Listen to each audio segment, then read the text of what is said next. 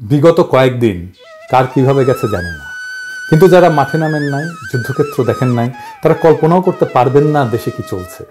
18 জুলাই বৃহস্পতিবার দুপুর 1টায় আমার বন্ধু জাহিদুজ্জামান তানভীন শহীদ হয়। তার খবর পেয়ে সাথে সাথেই আমরা কুয়েট মৈত্রী হাসপাতালে রওনা দিই 2টার দিকে। আমার কিছুতেই বিশ্বাস হচ্ছিল না, নিজের চোখে না দেখে আমি বিশ্বাস করতে পারছিলাম না। খালি মনে হচ্ছিল হয়তো অন্য কেউ হবে, তানভীনের মতো দেখতে হয়তো কেউ। রাস্তায় বাইক আর সিএনজি ছাড়া কিছু ছিল না। অনেক অপেক্ষার পর একটা সিএনজি পাই যে আমাদেরকে হাসপাতালে নিয়ে যেতে চায়। উত্তরে জসিমউদ্দিন আসতেই আমাদেরকে ছাত্ররা থামায় দিয়ে বলে, ভাই সামনে যান না, পুলিশ যেদিকে যেভাবে পাচ্ছে গুলি করছে। আমরা সিএনজি ঘুরাই, ডিভাইডারের মাঝখান দিয়ে পার হয়ে সেক্টর 4-এ ঢুকি।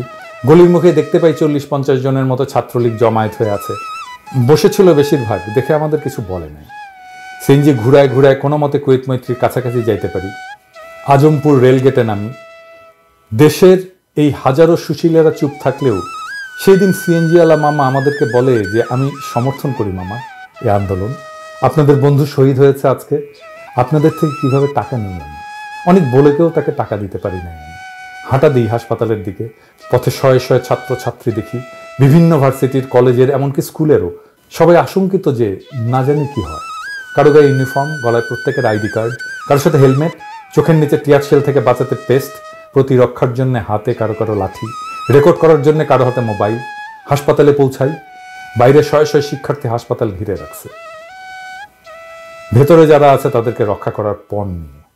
বাইরে থাকতেই আওয়াজ শুনি যে ভাই নর্দার্ন ভার্সিটির একটা লাশ আসছে, কেউ পারলে আইসে আইডেন্টিফাই করেন যে লাশটা কার। হাসপাতালের সামনে থেকে শোনা যাচ্ছে বিএনএসএ গোলাগুলির শব্দ, বিএনএস এর দিকে ধোঁয়ায় কিছু দেখা যাচ্ছে না।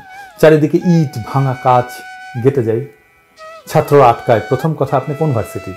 বললাম যে ভাই আইইটির আমি। সাথে সাথে বলে ভাই ভেতরে আসেন, আইআইটির একটা লাশ আছে। বুকটা ধক করে ওঠে। তখন মনে হয় আসলেই কি তানভীন? আনসারের এক লোক আমাদেরকে লাশ রাখার ঘরে নিয়ে যায়, পাশাপাশি 4টা লাশ। দ্বিতীয়টা তানভীনের। চারপাশে অসংখ্য ছাত্র আহত, প্রায় সবার গায়ে স্প্লিন্টার, হাতে পায়ে মাথায় অনেকের ব্যান্ডেজ। ডাক্তারদের দৌড়াদৌড়ি, আহতদের আর্তনাদ। ধরে রাখা কষ্টকর হচ্ছিল নিজেকে, কিন্তু আশেপাশে থাকা ছাত্ররা বলে ভাই এনার মা এসছেন, ভেতরে আছেন। ভেতরে যাই, তানভীনের মা একটা বেডে বসে তানভীনের খালাকে ধরে কাঁদছেন। আমাকে দেখেই বলেন যে আকাশ, আমার ছেলেটা তো নাই, কি নিয়ে বাঁচবো আমি, বলো কীভাবে থাকবো আমি একা? কিছু বলার ভাষা ছিল না। তখন কাঁদতেও পারি নাই আন্টির সামনে। আন্টি আমার হাত ধরে কাঁদছিলেন শুধু। হঠাৎ করেই আওয়াজ আসে যে পুলিশ আর লীগ ভেতরে ঢোকার চেষ্টা করছে। আমরা কয়েকজন দোতলায় উঠে যাই, আইসিইউর সামনে দাঁড়াই। ভেতরে সব বেড ভর্তি, অনেকের গুলি লাগছে, অনেকের অবস্থায় আশঙ্কাজনক। ছাত্ররা সব দৌড়ে যায় যে পুলিশকে ঢুকতে দেবে না, লাশ নিয়ে যাইতে দেব না। কিছুক্ষণ পর আবার শান্ত হয়ে আসে ভেতরের সব। নিচে নামি। কিছুক্ষণ অপেক্ষার পর তানভীনের রিলিজের কাগজ আসে, আমাদেরকে বলে লাশ নিয়ে যাইতে। আমরা যারা ওর বন্ধুরা আছি আগায় যাই লাশ নিতে। স্ট্রেচার আনি, ওকে তুলি স্ট্রেচারে। আমি মাথার নিচে হাত দিই তোলার সময়।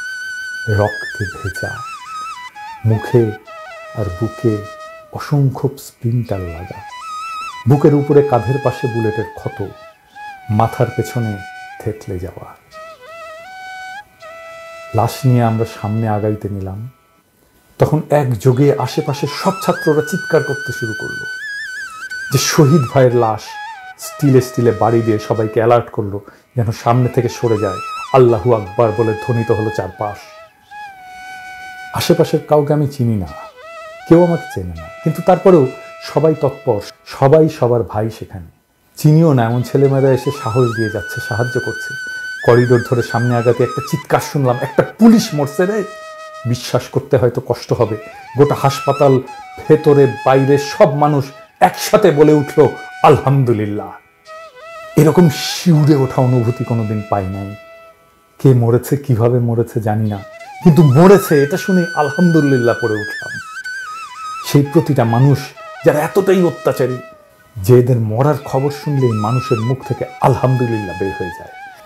এদের জন্য আল্লাহর পক্ষ থেকে জাহান্নাম ওয়াজিব করা হয়েছে। আসলে নিষ্পাপ সাধারণ ছাত্রদের বুকের উপরে যারা গুলি চালায়, যারা এটা সমর্থন করে, যারা এটা সহায়তা করে, যারা এটা হওয়ার সময় মুখ বুজে সম্মতি দেয়, সবার জন্য আল্লাহ যেন এই দুনিয়ায় বিচারের ব্যবস্থা রাখে।